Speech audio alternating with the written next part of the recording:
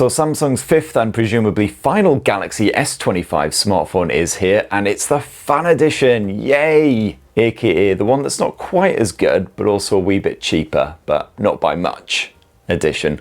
At 649 quid, the FE is the most affordable Galaxy S25 phone, but at this price point it is still competing with the likes of the OnePlus 13R and Poco's F7 Ultra, so it better be bloody good.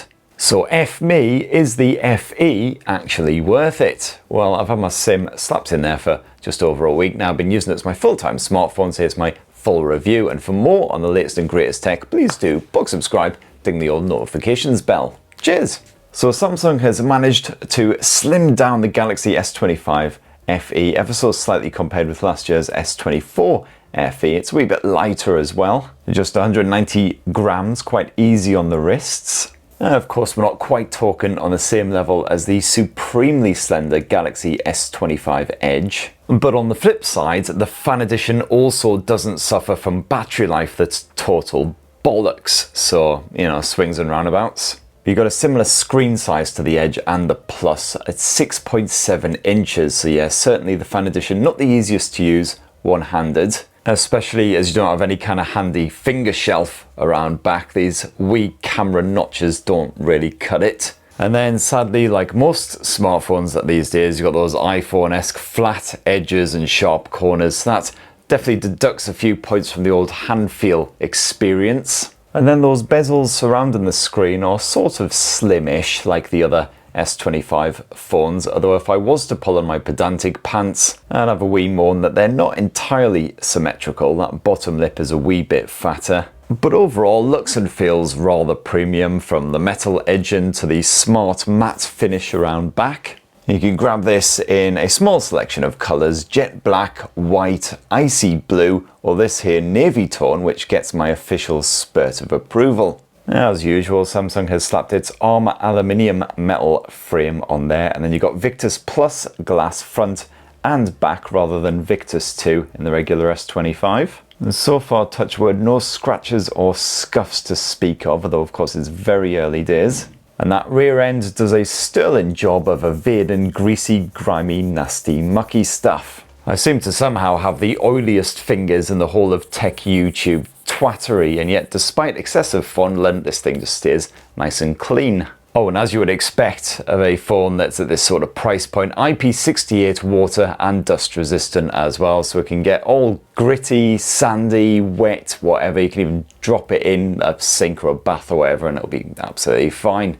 Now, one way that Samsung has saved a bit of cash for this Fan Edition is by ripping out the ultrasonic fingerprint sensor in the S25 and replacing it with a basic optical scanner, but honestly I've had zero grief for this thing the past week. Perfectly responsive, hasn't mattered if my hands have been a wee bit moist or anything, and you do have face unlocking backup just in case. And yes, along with Samsung's own bendy blowers, the Galaxy S25 Fan Edition is one of the first phones of the year to come with Android 16 out of the box, with a tantalizing dollop of OneUI 8 on top, of course, and it comes with Samsung's usual pledge of 7 years of OS updates and security patching. It's alright, missed my knob by about 2 centimeters, tiny target. And unfortunately, on the storage front, Samsung are still being rather stingy, because while my review model came with 256 gigs of storage, the regular base model of the S25 FE has just 128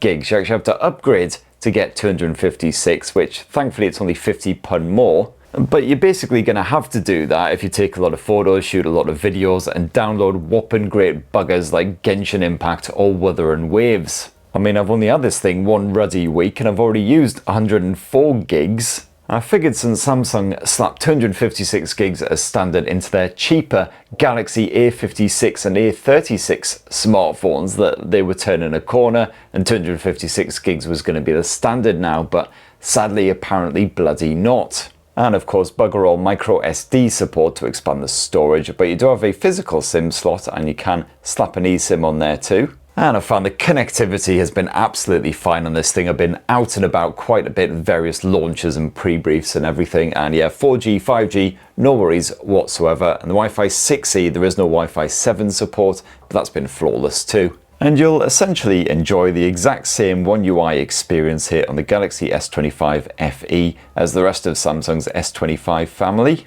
As always, Samsung has of course slapped its own version of all of Android's major services on here, so you can pay for stuff, fiddle with your lights, browse the grot web.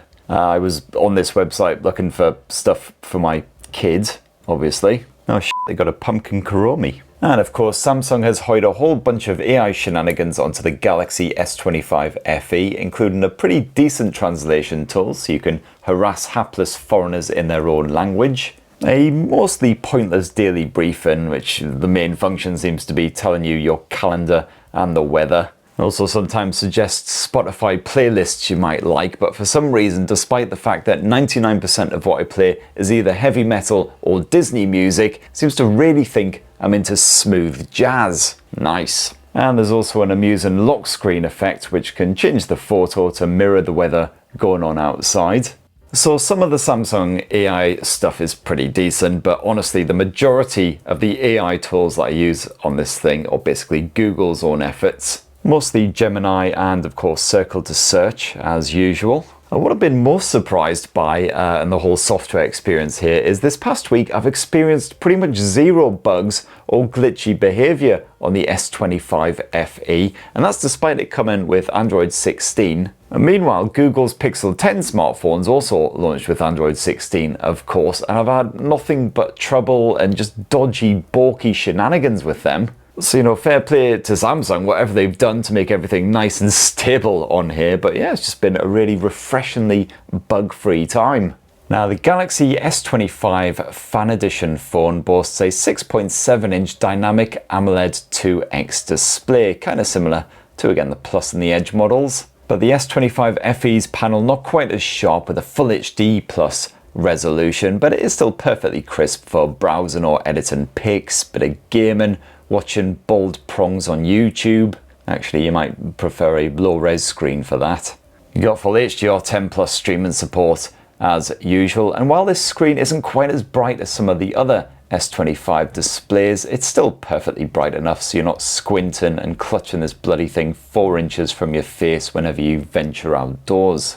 It's LTPO so the refresh scale's from 1 to 120 Hz. You can piddle about with the colours to a small degree. You do have the usual eye comfort shield shenanigans as well, but sadly no mention of PWM dimming or DC dimming, so if you are sensitive to OLED flicker, you might want to look elsewhere. And the stereo speakers that Samsung has slapped on here are pretty decent as well. The Galaxy S25 FE can spaff out some pretty loud but also reasonably beefy audio. No serious distortion when you throw that volume all the way up. The Bluetooth streaming's been absolutely flawless this past week as well, but whenever I've been casting to a Sonos speaker in the vicinity, for some reason it's been fine for about 10 minutes or so, and then suddenly the casting will just switch off and the audio will start blasting out of the smartphone instead. Which is pretty irritating, not to mention rather startling when you're not expecting it as well, with the unfortunate consequence that this has ruined more than one pair of pants. But one of the major areas where Samsung has saved a few quid for the Fan Edition is the performance, because they've ripped out that old Snapdragon 8 Elite chipset from the original S25 flagships and instead bunged in their very own Exynos 2400 platform. And this particular chipset was previously seen slotted inside of last year's Galaxy S24 handsets, including the S24 Fan Edition, which had me immediately curious, why didn't they bung in the fresher Exynos 2500, which they've already slipped inside of the Samsung Galaxy Z Flip 7? And apparently, according to the bastion of all that is holy and true, i.e. the internet, you can blame that on low yields of the 3nm chips, the Exynos 2500s, meaning they didn't have enough to chuck in the FEs, they had to go with last year's older model. Still, at least the Exynos 2400 is no slouch, even if it is definitely no match for the Snapdragon. Because if the 8 Elite is the Jason Momoa of the mobile chip world, then the Exynos 2400 is more of a Jason Donovan. A bit older and not as buff, but he could probably still just about chin you if he'd had 6 pints of bitter. Or maybe Jason Isaacs actually, he'd certainly knock a tooth out if you got on his tits. Anyway, the point is that the Galaxy S25 FE can smash through a proper bit of Wuthering Waves if you want to, although on the highest graphics settings you certainly will see the occasional brain fart, with that frame rate dipping into the 10s or 20s for just a brief moment here or there. It's certainly not as good as I would hope for this sort of upper mid-range price point, but of course if you do want a dependably smooth frame rate you can always just lower the graphics a bit, just leave them on the medium settings and everything generally runs well. And yes, the Samsung Galaxy S25 FE gets a wee bit warm at times, especially when you are gaming, but not to a worrying level, thankfully.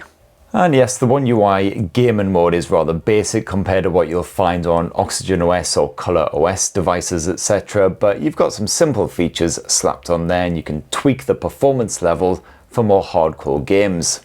So pretty much the same performance as last year's Galaxy S24 Fan Edition smartphone, but Samsung has at least slightly boosted the battery capacity for the Galaxy S25 FE. It's now 4,900 milliamp hours, so comparable to the Plus and a hell of a lot better than the bloody Edge, unsurprisingly. But you know, the battery life isn't particularly thrilling here. It's not one of the highlights, certainly. You're unlikely to make it through a full weekend on a single charge unless you're extremely strict with your screen on time. But even quite demanding users should comfortably make it through a full, intense, long day with plenty of action, including audio streaming, video streaming, good bit of camera play as well, and the occasional wee bit of gaming, as long as it's only 20-30 minutes here and there on Wuthering Waves or the like. In fact, gaming does actually drain the battery really rather quickly here on the Galaxy S25 Fan Edition. I found that I could get maybe just over 3 hours of Wuthering Waves on a 100% charge before that battery was fully wiped. And you've got 45 watt wired charging support here on the FE, so bung a cable in it. As long as you've got a supported adapter, it'll take about an hour and a quarter-ish to fully charge it from zero. Not particularly nippy, sadly, although you do at least have Qi 2 wireless charging support, tops off at 15 watts. And let's round off this lovely wee Samsung Galaxy S25 FE review with a squint at the flexible, if not particularly trouser-rousing camera tech. You got Samsung's usual camera app slapped on here, which is fairly one-handed friendly these days. Most of the main toggles flapping around here at the bottom now. You got yourself a 50 megapixel main shooter using a 1/1.56 inch ISO sensor. And for everyday snapping, this is absolutely fine. If you've used a Samsung smartphone before, you should know what to expect here, because like iPhones, these Galaxy blowers do like to pump out bright snaps, which sometimes veer into oversaturation. So you'll get the occasional pic which will look rather whitewashed, especially if you're trying to shoot something with high dynamic range. Moving subjects will often end up a wee bit blurred if they're quite close or they're proper flapping about. You want to try and encourage them to keep as still as possible. And the S25 FE can churn out a decent portrait snap, but that bokeh effect isn't always accurate. And again, you'll want to make sure your subject is as still as possible. In softer light, the Galaxy S25 FE usually does alright. There's not much noise creeping in there and pretty respectable colour clarity. And even in more extreme low light, it doesn't absolutely drop a bollock. And besides that 50 megapixel main shooter, you've also got yourself a fairly simple 12 megapixel ultra wide shooter, which is absolutely fine, although obviously doesn't fare quite as well in lower light situations. And then lastly, you also have yourself an 8 megapixel telephoto shooter with 3 times optical zoom. And this is using a tiny 1/4.4 inch OmniVision sensor, so it is pretty balls in lower light. And even when the lighting is fine, you won't want to punch in very far at all. I'm not a big fan of AI sharpening, but the lack of it here certainly does not help, as things tend to look rather fuzzy from a distance. And of course, you've got the usual variety of other bonus modes slapped on here as well, including a full-on dedicated Pro mode. You can dick around with the likes of the ISO levels, the shutter speed, etc. And of course, you've got the usual AI-based photo editing shindiggery slapped on here, including a good bit of auto erasing for any background stragglers. Just get rid of these other human beings and just focus on the good stuff, the beer. If you like to shoot a lot of video, well, the Galaxy S25 FE certainly does a decent job in that area. You can capture 4K resolution footage at up to 60 frames per second with HDR switched on. That really brightens up the overall image. Otherwise, you do have the option of bumping that resolution to 8K if you fancy. The stabilization is solid, nice and dependable, and you don't get much noise even in fairly ambient conditions. And at 4K resolution at 30 frames per second, you can swap between the different lenses as well. The zoom lens, once again, kind of limited. I wouldn't punch in too far, otherwise things do get rather noisy. But the audio pickup absolutely fine as well, not too troubled by windy, gusty conditions.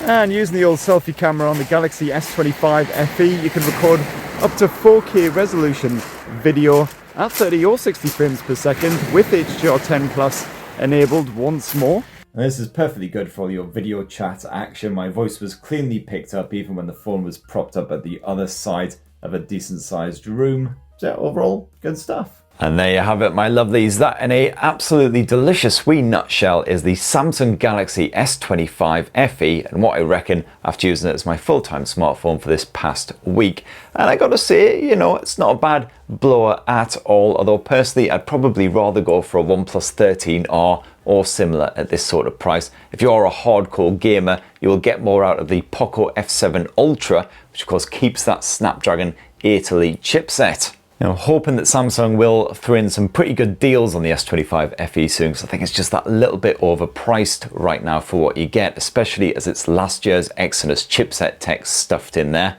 Anyway, that's what this bold northern prong reckons. Are you particularly horny for the Galaxy S25 FE? What do you reckon? Definitely let us know down in the comments below. Oh, and if you're interested, I have actually compared it to my arch nemesis, the iPhone 16e, a similarly priced, not quite flagship smartphone. So go check that out if you want to hear more of me banging on. Likewise, please do subscribe, ding that notifications bell, all the usual YouTube bollocks, and have yourselves a bloody fantastic rest of the week. Cheers, everybody. Love you.